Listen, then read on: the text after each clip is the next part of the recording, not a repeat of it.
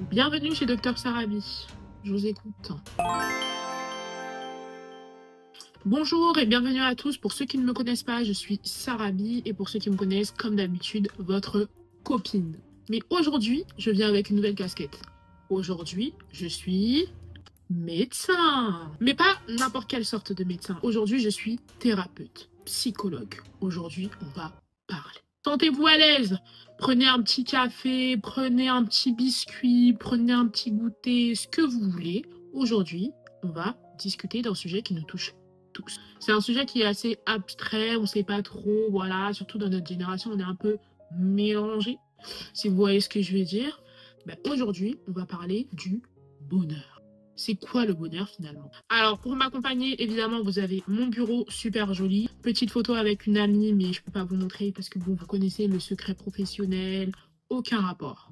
Ma petite trousse pour prendre des notes avec des stylos et ma carte étudiante pour vous prouver que je suis quand même une médecin certifiée.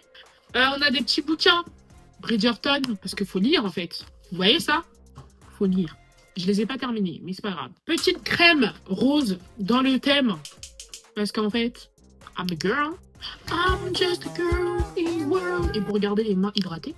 Ma petite tablette pour prendre des notes. Parce que évidemment, je vous écoute. Faut que je sois sérieuse dans mon travail, sinon vous n'allez pas revenir. Et vous avez mon petit porte-manteau. Donc si vous avez un petit manteau, vous avez besoin de vous débarrasser. N'hésitez absolument pas. Voici le porte-manteau. Sentez-vous à l'aise.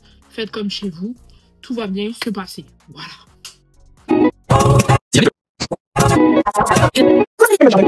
Ok. Est-ce que je suis la seule à avoir l'impression que le bonheur, c'est devenu une case à cocher dans sa to-do list? Comme je vous l'ai dit précédemment, aujourd'hui, on va parler du bonheur, de tout ce qui s'ensuit et de tout ce qui l'entoure. Pourquoi est-ce qu'on a toujours cette sensation de manquer et pourquoi on a toujours cette sensation que finalement le bonheur, c'est quelque chose qu'on doit acquérir par des objets, que ce soit matériel ou autre, ou par l'approbation des gens? On va directement commencer avec le premier chapitre, la course vers le bonheur.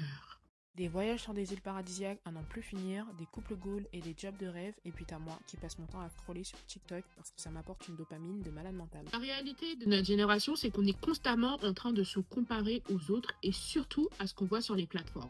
Malheureusement, c'est quelque chose qui est très néfaste parce que la plupart du temps, ce n'est même pas la vérité. Oui, faut le dire. Moi, je continuerai de le dire haut et fort. Mais je suis quelqu'un qui fait des vidéos et je sais pertinemment, parce que dans mon entourage, il y a aussi des personnes qui font des vidéos, qui créent du contenu, qui sont sur les plateformes et qui partagent leur contenu. Et on a la folle tendance à se dire que, ouais, sa vie, elle est parfaite. Regarde, elle est partie là. Regarde, elle est partie là. Sa vie, elle est comme ça. Elle est heureuse. Guys, comme dans ma vidéo précédente par rapport à la crise de la vingtaine, we are all struggling because life is hard, but it's okay.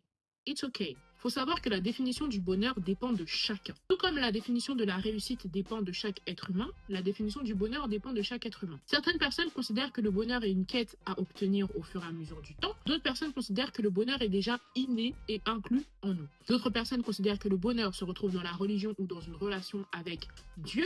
D'autres considèrent que le bonheur se retrouve dans une relation avec un être humain du sexe opposé ou du même sexe. À partir de ce moment-là, on ne peut pas se comparer aux autres. Alors certes, il y a énormément de choses dans le monde dans lequel on vit qui peuvent participer et contribuer à notre bonheur. Il ne faut pas oublier que ce ne sont pas ces choses-là qui font notre bonheur sur du long terme. La vie, elle est faite de plusieurs éléments et de cheminements sur lesquels on ne peut pas forcément être au top de notre forme ou être au top de notre joie. Je pars du principe que la joie, au final, c'est pas véritablement un sentiment, mais c'est plutôt quelque chose qu'il faut se forcer à ressentir. Pourquoi? Parce que la joie et le bonheur, c'est quelque chose de très similaire.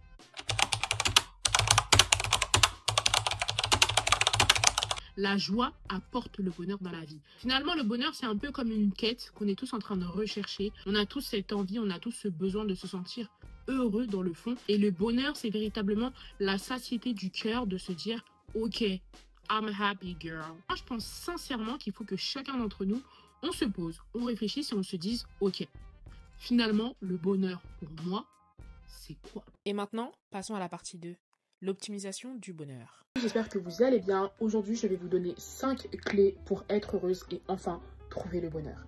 Clé numéro 1, tous les matins, se lever super tôt, prendre du temps pour soi.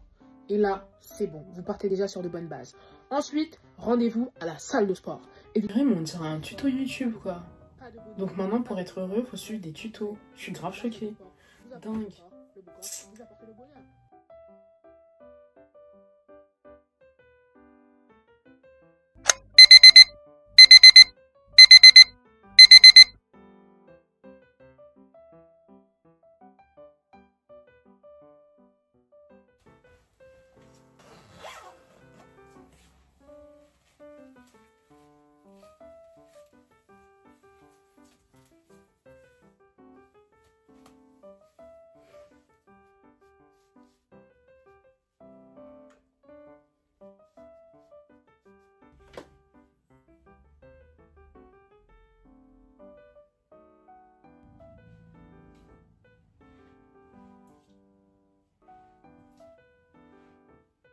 Et j'ai vraiment l'impression qu'on vit dans une société dans laquelle on n'est jamais satisfait parce qu'on veut toujours plus. Et ça, c'est un véritable fléau.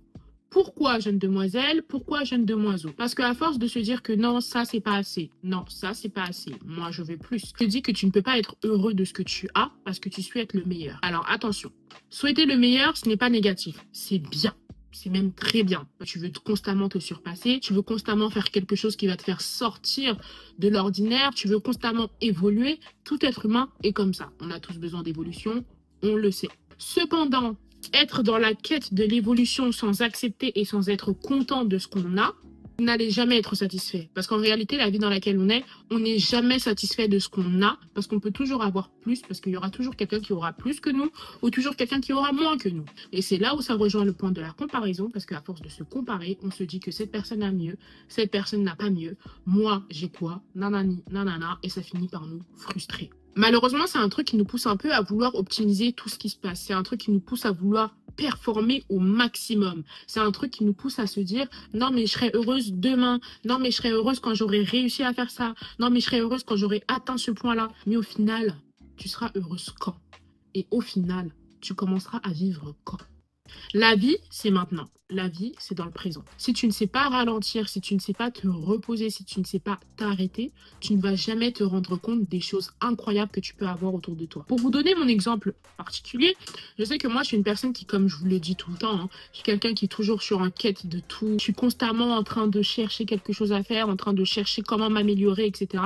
Je me suis rendu compte que je me suis toujours dit, non, mais je serai heureuse à partir du moment où j'aurai fait ça. Je serai heureuse à partir du moment où j'aurai fait ça. Et je sais que, par exemple, un truc qui va être tout bête, lorsque je suis allée en Corée du Sud l'année dernière, je me disais, avant d'y aller, je me disais, ah mais je serais trop heureuse quand je serai en Corée du Sud, là la vie elle est nulle et tout, mais quand je serai en Corée, incroyable et tout, pompélope, ce sera trop bien.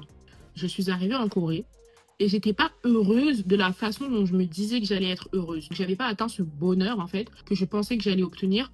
Pourquoi? Parce que en fait, j'y étais, ok, et maintenant tu perds cette capacité en fait d'apprécier ton présent. Tu perds cette capacité d'apprécier ce que tu es en train de vivre. Tu es constamment directement en train de te dire après.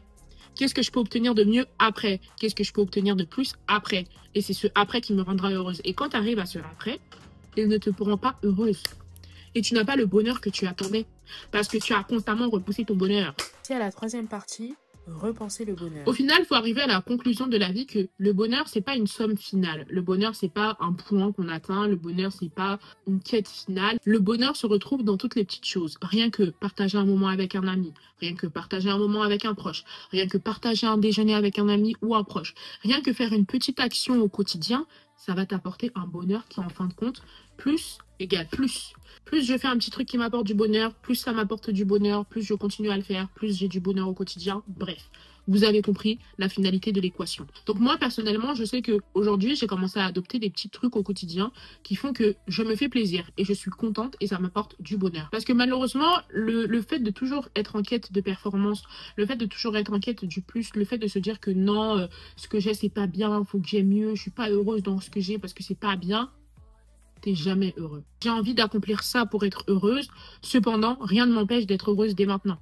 Si j'ai envie d'atteindre un body goal, par exemple, non, tu ne seras pas heureuse quand tu auras perdu 30 kilos. Tu peux être heureuse dès aujourd'hui. Parce que rien que tout simplement, le matin, tu te lèves, tu dis « Ok, je vais à la salle de sport. Ça me permet de me rapprocher de plus en plus de mon but. Je suis heureuse. » Pourquoi est-ce que je ne serais pas heureuse alors que je me lève tous les matins et que j'ai le privilège d'aller à la salle? Parce que oui, c'est un privilège. C'est quand même un privilège de pouvoir se lever le matin, d'avoir ces deux jambes qui te permettent de te balader, d'aller à la salle de sport, de faire ton sport, de rentrer chez toi. Ma chérie, s'il te plaît. Ma chérie, s'il te plaît. Personnellement, je pense sincèrement que le bonheur, c'est pas quelque chose auquel il faut courir après. Le bonheur, c'est quelque chose qu'on trouve au quotidien, à chaque fois, partout. Mais on a juste l'impression qu'avec toutes les images qu'on voit au quotidien, avec toutes les images par lesquelles on est nourri, on a l'impression que les autres sont beaucoup plus heureux que nous parce qu'ils ont de meilleures choses que nous des fois. Et on se rend même pas compte que certaines fois, on a exactement la même chose que ces personnes-là, mais on est obnubilé par eux parce que eux le montrent alors que nous, on ne le montre pas. En fin de compte, arrêtez de courir après. Arrêtez de courir. Arrêtez de vous poser un tas de questions, arrêtez de vous tourmenter, juste vivez. Le bonheur, ça se vit. Le bonheur, ça se ressent. Les petites choses au quotidien, rien que là, il y a un petit rayon de soleil qui apparaît, tu vas boire un petit verre en terrasse avec un ami, et même si tu ne bois pas d'alcool, tu prends un petit mocktail, tu vas en balcon chez un ami, tu vas dans un petit jardin, et rien que ça, C'est des petits trucs qui apportent le bonheur au quotidien. Alors, je sais que c'est très, très dur. Et je sais pertinemment que quand je vous fais cette vidéo, je me la fais à moi aussi. Parce que pendant longtemps, je me suis posé des questions. Et même encore des fois, je ne suis pas parfaite. Donc, même encore des fois, je me regarde et je me dis, ouais, mais finalement, peut-être que si j'avais le million, je serais heureuse. Mais ma chérie, comment tu veux être heureuse en ayant le million si même sans avoir le million, tu n'es pas heureuse? Et c'est là où souvent, vous allez voir des personnes qui, comme on aime bien dire, des personnes qui n'ont rien et pourtant ils sont si heureux. Pourquoi? Parce que finalement, le bonheur, c'est pas forcément les objets qu'on a. Le bonheur, c'est pas forcément les possibilités qu'on a ou les chances qu'on a. Non, le bonheur, on le trouve dans les petites choses, les petits moments qu'on partage avec les gens qu'on aime de tout notre cœur, les petits moments qu'on peut trouver pour soi-même, un petit moment de lecture. Aouh! J'ai failli me casser l'ongle. De lecture, un petit moment à me crémer le corps, un petit moment à scroller. Bon, il faut faire attention à scroller. Hein. Ça me fume de rire parce que la coque, elle est vide. Hein. Ok? Bon, bref. On en a rien à faire. Et si on arrêtait juste 2 secondes de chercher le bonheur et qu'on commençait à le vivre?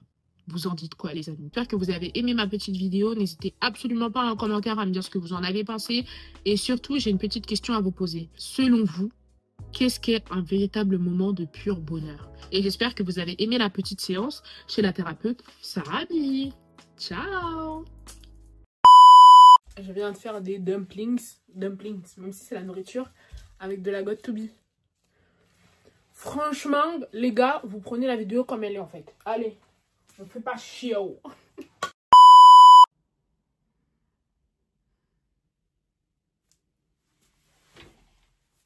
Est-ce que vous avez aimé mon imitation de méditation ou pas?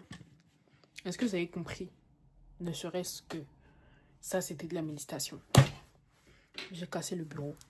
Voilà. Regardez là-dessous. Ah, maintenant, j'ai enlevé mon pyjama. J'allais dire, regardez là-dessous, je suis nouveau.